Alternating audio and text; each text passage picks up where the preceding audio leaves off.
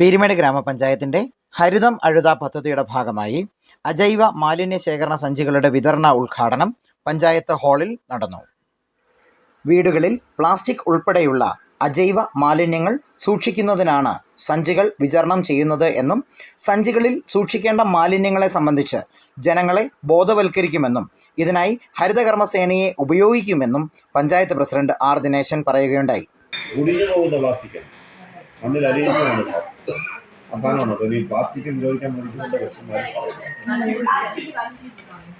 സഞ്ചികളുടെ വിതരണ ഉദ്ഘാടനം panchayat secretary Shri Prem Nirmal, panchayat vice president Shrimati Lakshmi Helen എന്നിവർ ഹരിതകർമ്മസേന ഭാരവാഹികൾക്ക് കൈമാറി നിർവഹിച്ചു.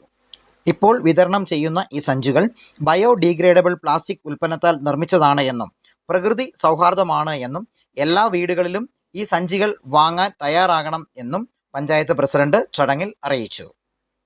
പീരുമേട് പഞ്ചായത്തിൽ പ്രവർത്തിച്ചു വന്ന ഹരിതകർമ്മ സേന അംഗങ്ങൾക്ക് പ്രത്യേക ഉപകാരവും ചടങ്ങിൽ കൈമാറി. ഈ പദ്ധതിയുടെ വിജയത്തിന് ഹരിതകർമ്മ സേനയുടെ സഹായമുണ്ടാകണമെന്നും അറിയിച്ചു. News bureau, Peermade.